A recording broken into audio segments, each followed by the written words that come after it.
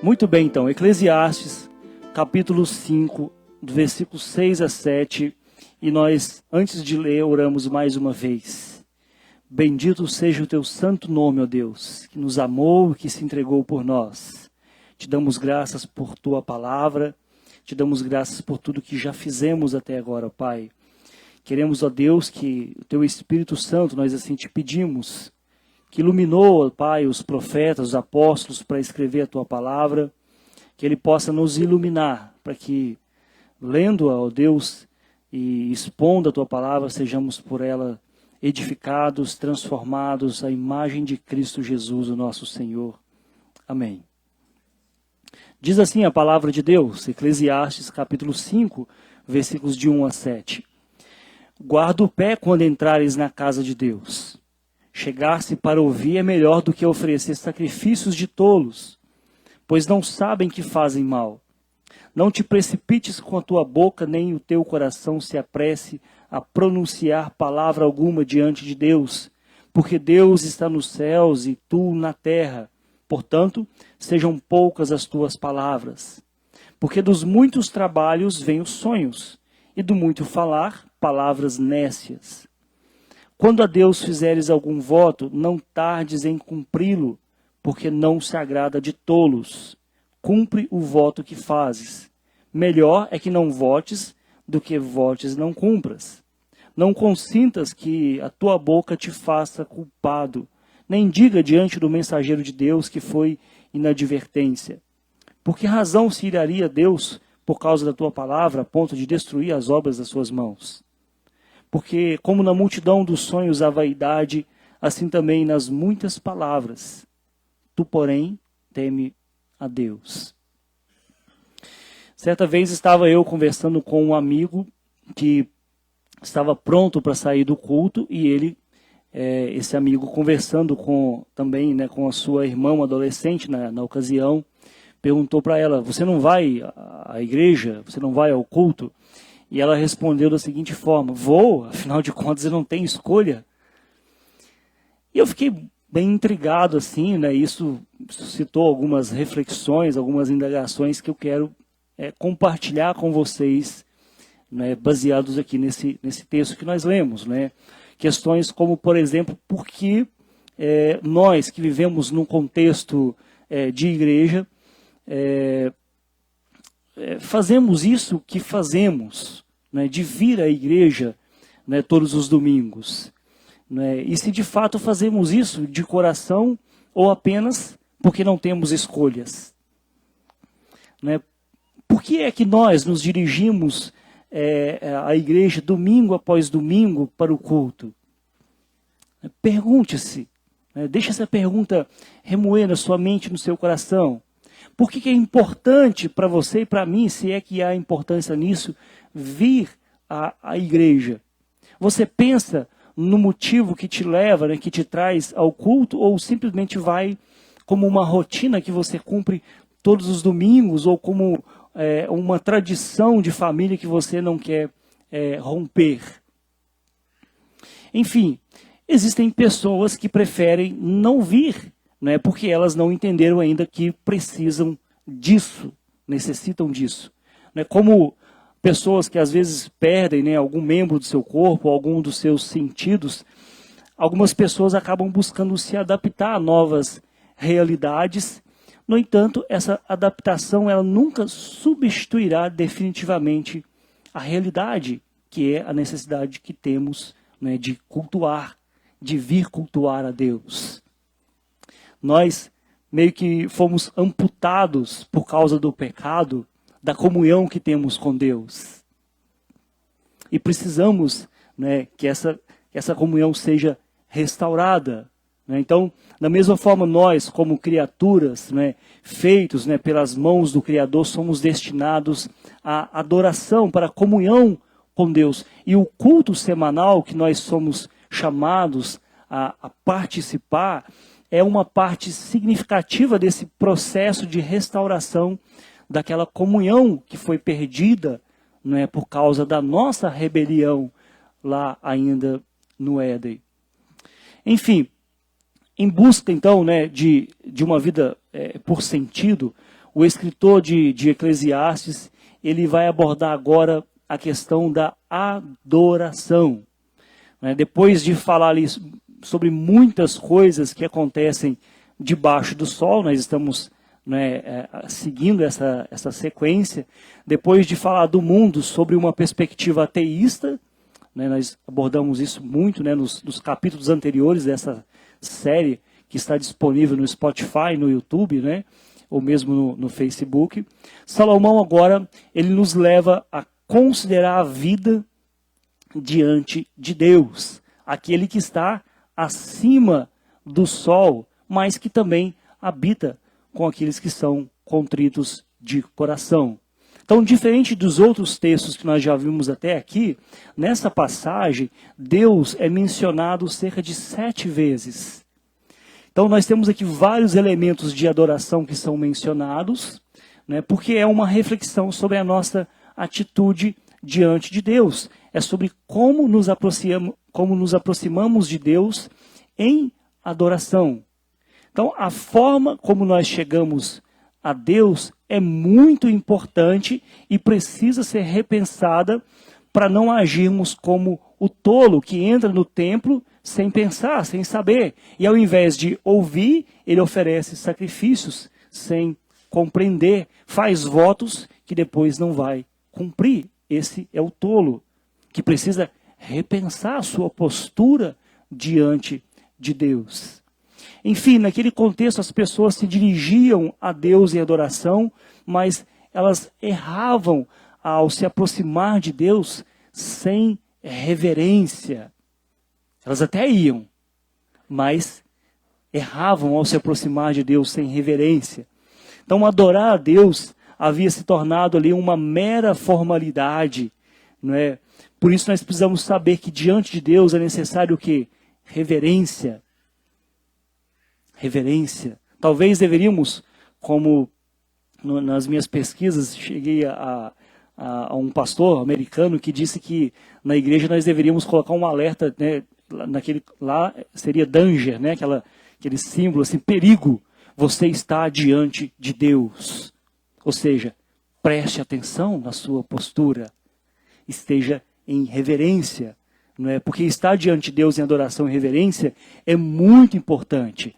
O profeta Malaquias, por exemplo, ele foi usado por Deus para dizer ao povo que eles estavam desonrando a Deus com a sua adoração. Deus exigiu do povo que eles trouxessem ali os melhores animais, sem defeitos, para serem ofertados ali em sacrifício. Mas em vez disso, o povo fazia o quê? Eles traziam aquilo que eles mesmos não queriam usar. Traziam o resto, traziam os animais defeituosos, os animais doentes, cegos, trazendo para Deus. E o resultado foi o quê? Que ao invés de abençoar eles, os seus adoradores, Deus disse para eles assim, Malaquias capítulo 1, versículo 14. Maldito seja o enganador, que tendo o animal sadio no seu rebanho, promete e oferece ao Senhor um defeituoso. Ao invés de serem abençoados, esses adoradores, eles eram amaldiçoados. Por quê? Quem que eles pensavam que estavam enganando? Eles estavam levando o que tinha de sobra, o resto. Aquilo que não tinha valor. Então, diante desse pano de fundo, onde Deus amaldiçoou os seus falsos adoradores, nós ouvimos essa mensagem urgente aqui do pregador no texto de hoje, que nos dá algumas orientações, alguns mandamentos sobre como nós devemos adorar a Deus corretamente. Ou seja, com reverência. Com reverência.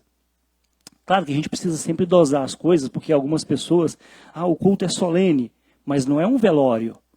Tá bom? A gente tem que pensar nisso. E aqui eu abro um parêntese para falar das nossas abençoadas mães que trazem suas crianças com o seu louvor. Essas crianças que estrondam assim, no louvor, num choro gostoso assim, diante de Deus. Isso é muito bom. E eu louvo a Deus por suas vidas, porque eu sei do esforço que vocês fazem para trazer, para estar aqui com as crianças. Tragam-nas. E aqueles que às vezes são tentados a olhar assim com aquele olhar condenador, toma cuidado. Vocês estão diante de Deus. E Deus adora o louvor das crianças, ainda que seja em forma de um choro tão gostoso, não é? Então, nós estamos diante de Deus e Salomão está dizendo que devemos fazer isso com reverência, não é? E sabemos que hoje a adoração, nós adoramos a Deus não somente nesse contexto aqui, né? Não é somente aqui, mas em todos os lugares.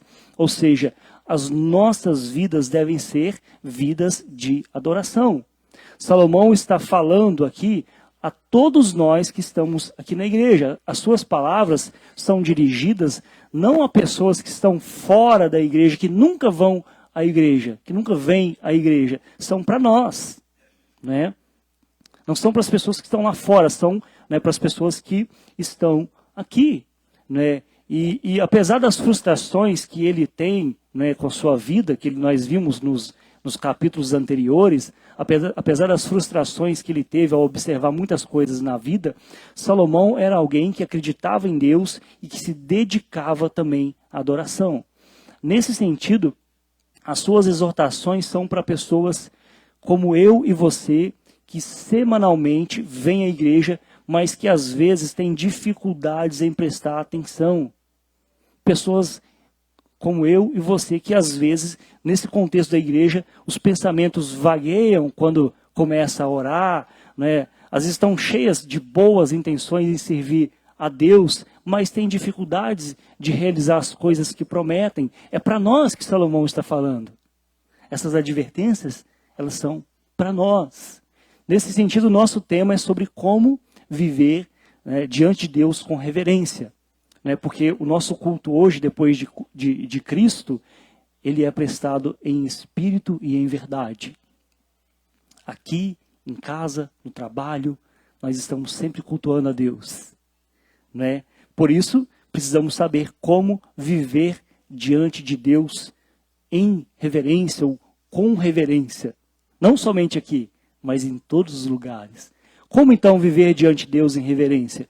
Né, o versículo 1 ele começa dizendo, olha, guarda, né, o pé quando entrares na casa de Deus.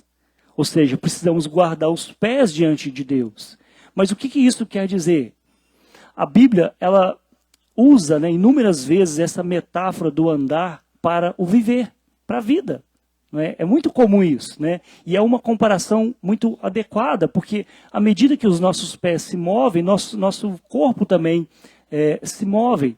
Né? A Bíblia, ela repetidas vezes, ela nos encoraja a trilhar o caminho da justiça e da santidade e evitar o caminho da maldade, né? O caminho do pecado. O Salmo 1 é um exemplo disso, né?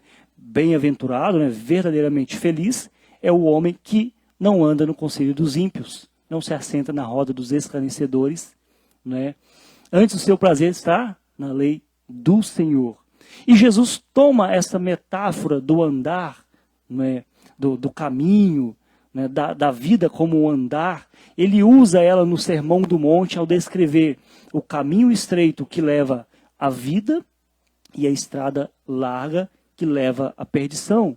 O ponto aqui, então, é que os passos que nós damos e onde é que nós damos esses passos tem muito a nos dizer sobre a condição do nosso coração. Salomão, quando ele escreveu esse livro, havia um lugar específico, com regras específicas para a adoração, que os sacerdotes seguiam, né, para realizar o culto ali. E essas regras, elas foram instituídas pelo próprio Deus, de maneira que as pessoas não poderiam adorar a Deus como elas queriam.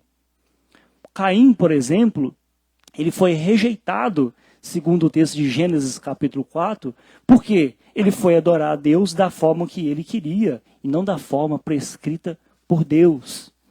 Um outro exemplo nós temos em Êxodo capítulo 20, onde, né, o povo fez para eles um bezerro, e eles queriam adorar a Deus, né, e Deus rejeitou. Por quê? Eles estavam com boa intenção, querendo adorar a Deus, mas Deus ensina que ele não quer ser adorado por meio de imagens. Então eu não posso adorar a Deus por meio de imagens. Não posso adorar a Deus da forma que eu quero. É claro que hoje nós não temos mais um sistema de sacrifícios como eles faziam naquele contexto. O Gessé ainda observou aqui antes do louvor. No entanto, o culto hoje, meus irmãos, por ser diferente, ele não é menos sério do que era naquele contexto. Estar na presença de Deus, cultuar a Deus, ter a vida diante de Deus, não é menos sério hoje do que era naquele momento, pelo fato de não termos, animais sendo sacrificados aqui. Hoje, o culto não é localizado geograficamente mais lá em Jerusalém. Hoje nós podemos nos aproximar de Deus, em todos os lugares e em todos os momentos por meio de Cristo Jesus, que se ofereceu como um sacrifício vivo, santo e agradável a Deus. Contudo, o culto continua sendo uma coisa séria, uma coisa muito importante de se pensar. Mas, infelizmente, nós sabemos que muitas igrejas cada vez mais têm adaptado o culto às pessoas na tentativa de agradá-las. Nós somos tentados. O que a gente pode fazer para agradar as pessoas? Vamos dançar aqui, vamos fazer um teatro aqui, uma coisa, vamos fazer as pessoas rirem, na tentativa de agradá-las. Fazem verdadeiros espetáculos. Muitas pessoas perderam, por causa disso, a noção de que estão em culto. Entram e saem como se estivessem em qualquer lugar. Meus irmãos, nós estamos diante do Senhor do Universo. Cuidado! Nós estamos diante do Senhor do Universo. Guarde os seus pés. É o que Salomão fala aqui. Guarda o pé quando entrares na casa de Deus. Portanto, se por um lado não podemos adorar a Deus de qualquer forma, da forma que nós queremos, não podemos também adorá-lo de forma mecânica, meramente formal, segundo aquele texto que nós lemos de Isaías.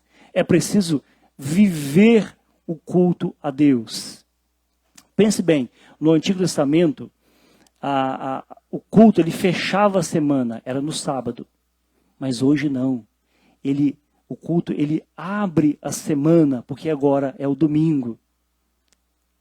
Então nós estamos aqui para recalibrar os nossos corações, abrindo a semana para dias, para uma jornada de 7 dias aí até a próxima semana. Então nós não finalizamos a semana com o culto, nós começamos a semana com o culto ao Senhor, para continuar vivendo em adoração a Deus diante do Senhor. Por isso, guardar os pés quando vamos cultuar significa também que existe uma maneira certa e outra errada para entrar nos espaços que reservamos para isso. A maneira certa de se aproximar de Deus em adoração é vir com os ouvidos abertos. Vir com os ouvidos abertos. Pensando nisso, Salomão diz assim, olha, versículo 1 lá, chegar-se para ouvir é melhor do que oferecer sacrifício de tolo, pois não sabem que fazem mal. Nesse sentido, meus irmãos, as primeiras perguntas que precisamos fazer a nós mesmos quando nos preparamos para o culto são: estou preparado para ouvir a voz de Deus? Ainda que Ele fale coisas que eu não goste, estou preparado para ouvir a voz de Deus? O meu coração está aberto para a instrução espiritual de Deus? Os meus ouvidos estão atentos à mensagem que eu ouvirei da Bíblia? Ou eu vou dizer assim, para aquela pessoa que não veio: nossa, a pregação foi para você, viu? Pena que você não veio. Não, a pregação da palavra de Deus é para nós que aqui estamos. E graças a Deus hoje, por esse recurso tecnológico, para muitas pessoas também que possivelmente participam desse culto nas suas casas. Então, diante de Deus, precisamos ter prontidão para ouvir e não para dizer a Deus o que Ele deve fazer, como as coisas devem acontecer. Senhor, eu penso que seria melhor assim. A adoração aqui ela é chamada de sacrifício, porque consiste em ofertar a Deus. Naquela ocasião eram animais. Hoje são as nossas vidas, o nosso tempo, os nossos recursos.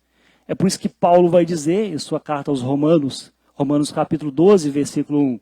Rogo-vos, pois, pelas misericórdias de Deus, que apresenteis o vosso corpo como um sacrifício vivo, santo e agradável, que é o vosso culto racional. Então, meus irmãos, o povo de Deus sempre foi chamado a ouvir.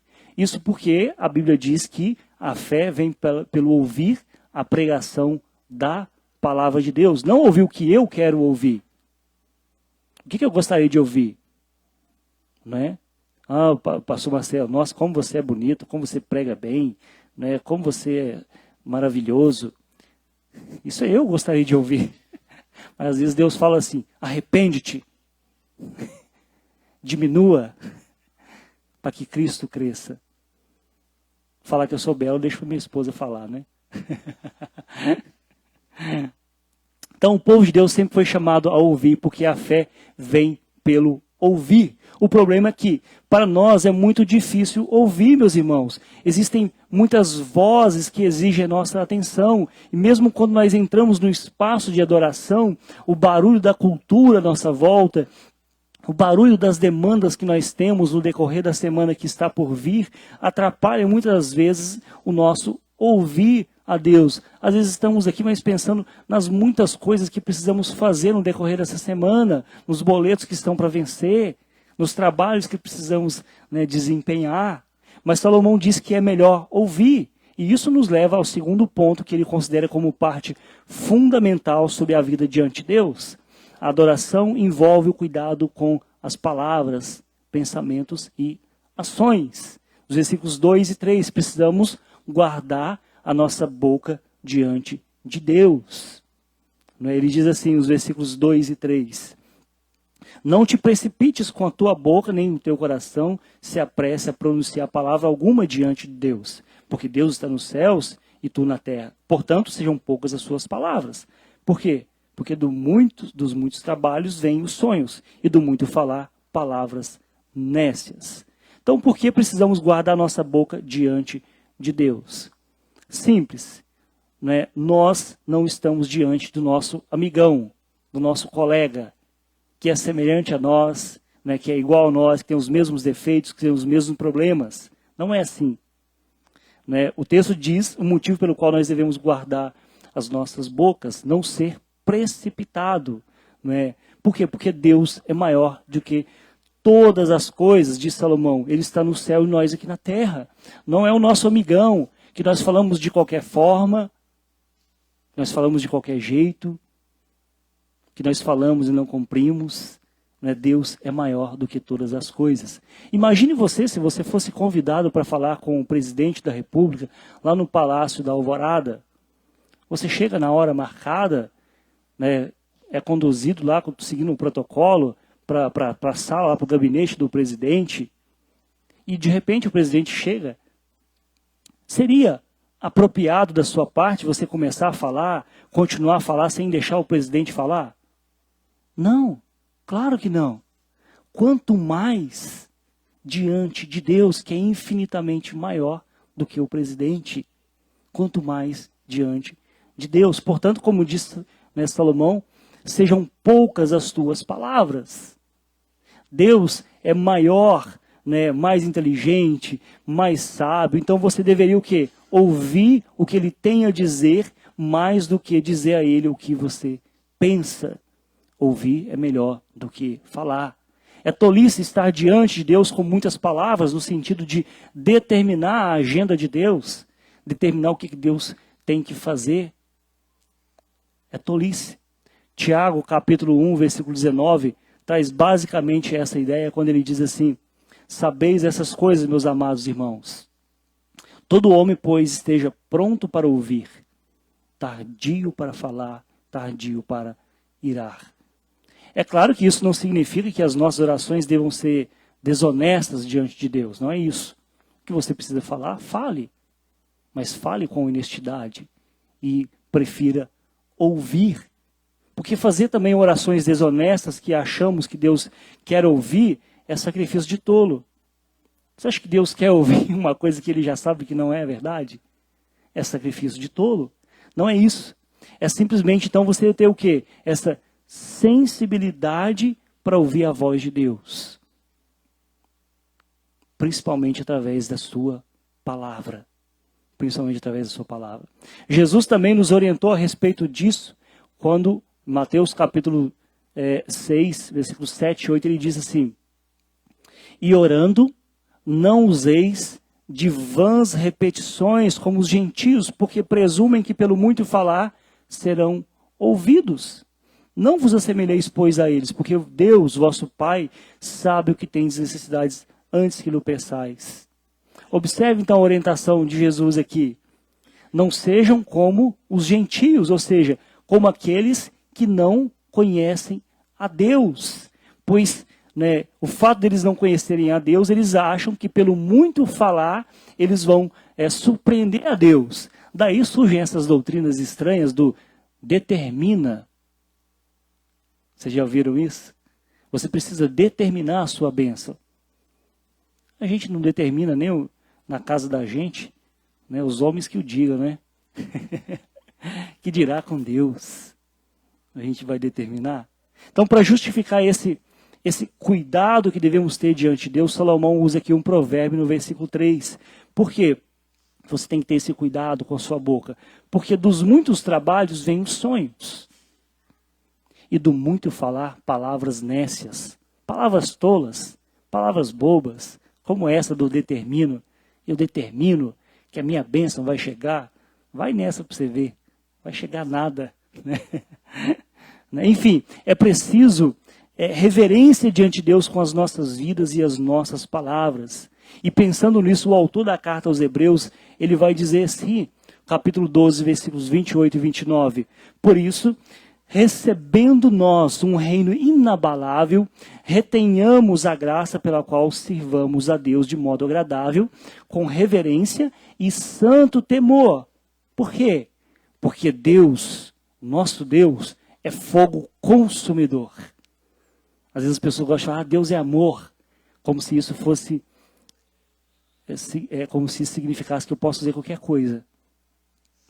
Mas a Bíblia fala também que Deus é fogo consumidor. Então, diante dele, as nossas vidas diante dele, precisamos ter o quê? Reverência e santo temor. Enfim, guarda os seus pés diante de Deus. Guarda os seus lábios diante de Deus, porque você não vai impressionar a Deus, pela quantidade de palavras que você fala, nem muito menos pelos votos que você faz, que é o nosso último ponto aqui. Os versículos 4 a 7, precisamos guardar os nossos corações diante de Deus.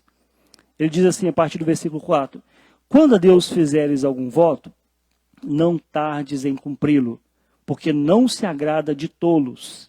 Cumpre o voto que faz. Melhor é que não votes do que votes e não cumpra. Então, a última preocupação de Salomão aqui, sobre a adoração, sobre a vida diante de Deus, é com os votos precipitados. Eu não estou falando dos votos na eleição que nós teremos em outubro, tá bom, gente? São os votos que nós fazemos diante de Deus. E talvez nesse ponto você comece a se justificar, dizendo assim com você mesmo, não, mas Deus conhece as minhas intenções, Deus sabe do meu coração. E de fato, Deus sabe, porque Ele sabe de tudo. É justamente por isso que precisamos guardar as nossas mentes e corações para não sermos precipitados no falar. Prometer e não cumprir, fazer votos diante de Deus, porque você não vai impressionar Deus com as suas palavras, nem muito menos com seus votos. Nós podemos impressionar as pessoas.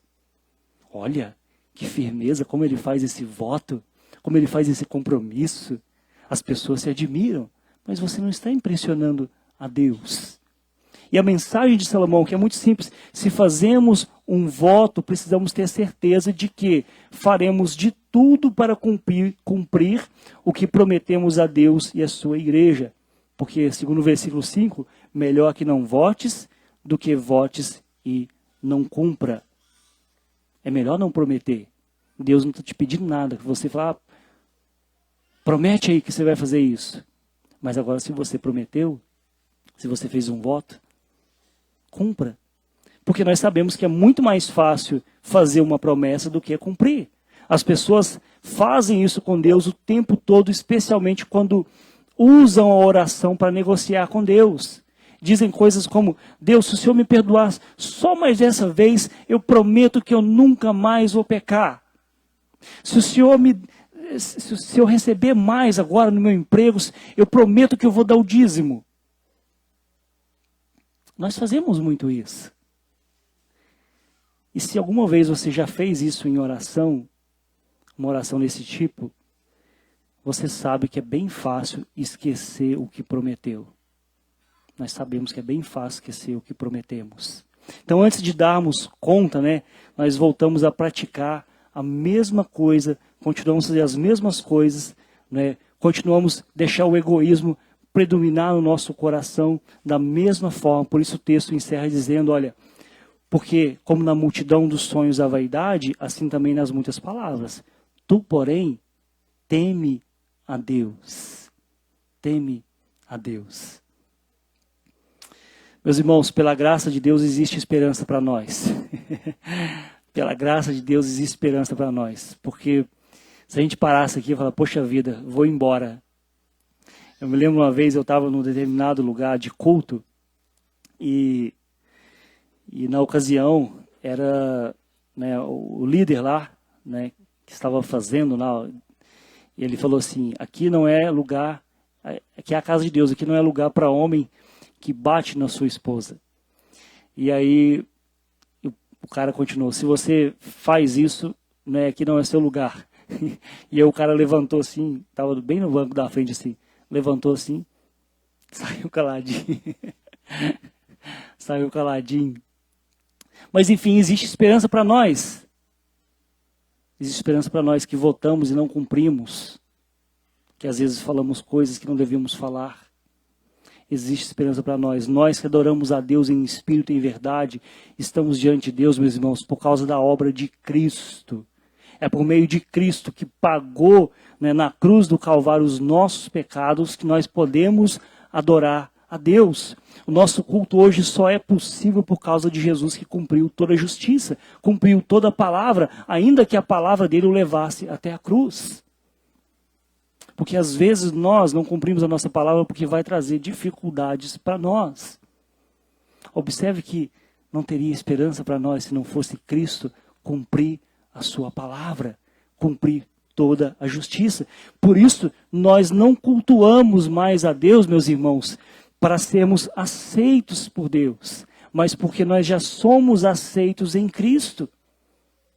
E pensando nisso, eu vou ler mais um texto de Hebreus, porque Hebreus fala muito dessa questão do culto. Ele diz assim, Hebreus capítulo 10, versículos 19 a 23.